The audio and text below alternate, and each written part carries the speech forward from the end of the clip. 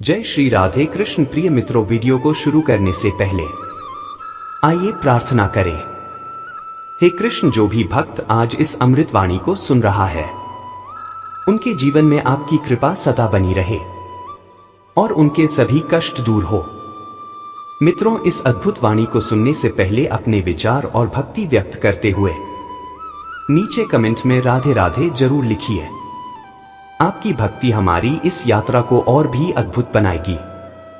यदि आप हमारे चैनल पर नए हैं तो अभी सब्सक्राइब करें और घंटी दबाएं ताकि हर भक्ति यात्रा में आप हमारे साथ रहे। भगवान श्री कृष्ण कहते हैं कि अगर आप उन बातों एवं परिस्थितियों की वजह से चिंतित हो जाते हैं जो आपके नियंत्रण में नहीं, तो इसका परिणाम समय की बर्बादी एवं भविष्य में पछतावा है। विश्वास वह शक्ति है जिससे उजड़ी हुई दुनिया में भी प्रकाश लाया जा सकता है। एक बार अपने आप पर पूरे दिल से विश्वास करके काम शुरू कीजिए। यकीन मानिए, आप जो चाहते हैं वो आप जरूर हासिल कर लेंगे। मृत्यु के 10 मिनट बाद आत्मा के साथ क्या होता है, यह एक जटिल प्रश्न है जिसका कोई निश्चित उत्तर नहीं है। आत्मा का सफर। गरुड़ पुराण के अनुसार मृत्यु के बाद आत्मा यमलोक जाती है, जहां यमराज उसके कर्मों का हिसाब किताब करते हैं। यदि आत्मा के कर्म अच्छे होते हैं तो उसे स्वर्ग में जगह मिलती है, और यदि उसके कर्म बुरे होते हैं तो उसे नरक में जाना पड़ता है। यमलोक की यात्रा। आत्मा को यमलोक की यात्रा करने में 40 दिन लगते हैं और इस दौरान वह विभिन्न यमलोक नगरों से गुजरती है। पुनर्जन्म। यदि आत्मा को पुनर्जन्म लेना है तो उसे एक नया शरीर प्राप्त करना होता है। यह प्रश्न धार्मिक मान्यताओं, आध्यात्मिक विश्वासों और वैज्ञानिक दृष्टिकोण पर आधारित है। गरुड़ पुराण जैसे धार्मिक ग्रंथों में मृत्यु के बाद आत्मा के सफर का वर्णन किया गया है, जबकि विज्ञान आत्मा की अवधारणा को स्वीकार नहीं करता है। मृत्यु के 10 मिनट बाद धार्मिक मान्यताओं के अनुसार आत्मा सूक्ष्म शरीर में प्रवेश करती है और उसे यमलोक की यात्रा शुरू करनी होती है, जबकि वैज्ञानिक दृष्टिकोण से मृत्यु के 10 मिनट बाद शरीर में जैविक प्रक्रियाएं बंद हो जाती हैं और मस्तिष्क में भी गतिविधियां कम हो जाती हैं। धार्मिक मान्यताओं के अनुसार मृत्यु जीवन में उस क्षण को चिन्हित करती है जब आपका भौतिक शरीर जीवित रहने के लिए काम करना बंद कर देता है। आप अपनी अंतिम सांस लेते हैं।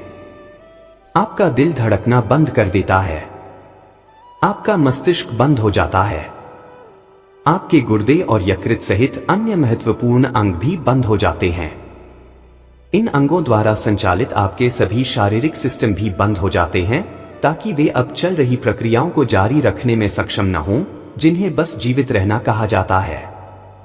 मृत्यु अपने आप में एक प्रक्रिया है। मृत्यु को इस तरह से सोचना घटनाओं की एक श्रृंखला के रूप में। मरना, जीवन से मृत्यु तक संक्रमण के दौरान आपके शरीर में होने वाले परिवर्तनों को समझना आसान बनाता है। आपकी पहली सांस से लेकर आखिरी सांस तक आपका अस्तित्व आपके शरीर द्वारा शुरू की गई प्रक्रियाओं पर निर्भर करता है। मरना आपके शरीर द्वारा आपके लिए की जाने वाली अंतिम आवश्यक प्रक्रिया है। वैज्ञानिक दृष्टिकोण से जैविक प्रक्रियाएं। मृत्यु के तुरंत बाद शरीर में जैविक प्रक्रियाएं बंद हो जाती हैं। हृदय गति, रक्त संचार और श्वसन प्रक्रियाएं रुक जाती हैं। मस्तिष्क की गतिविधि। मृत्यु के बाद मस्तिष्क में भी गतिविधि कम हो जाती है और कोशिकाएं मरना शुरू कर देती हैं। आत्मा की अवधारणा।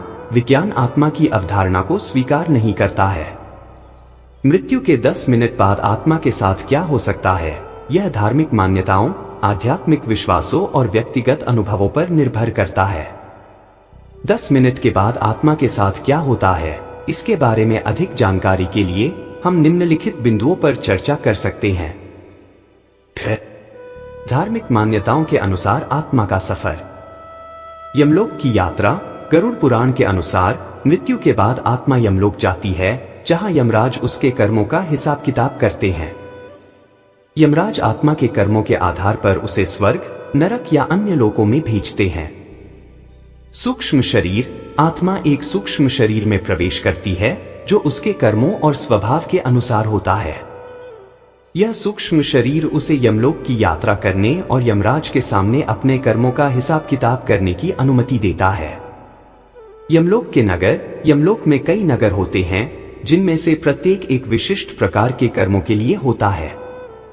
आत्मा इन नगरों से गुजरती है और अपने कर्मों के अनुसार सजा या पुरस्कार प्राप्त करती है। पुनर्जन्म, यदि आत्मा को पुनर्जन्म लेना है तो उसे एक नया शरीर प्राप्त करना होता है। नया शरीर उसके कर्मों और स्वभाव के अनुसार होता है। स्वर्ग और नरक, गरुड़ पुराण के अनुसार स्वर्ग और नरक दो अलग अलग लोक हैं जहां आत्माएं अपने कर्मों के अनुसार निवास करती हैं। स्वर्ग में अच्छे कर्मों का फल मिलता है जबकि नरक में बुरे कर्मों का फल। वैज्ञानिक दृष्टिकोण से मृत्यु के बाद क्या होता है? जैविक प्रक्रियाएं, मृत्यु के तुरंत बाद शरीर में जैविक प्रक्रियाएं बंद हो जाती हैं। हृदय गति, रक्त संचार और श्वसन प्रक्रियाएं रुक जाती हैं।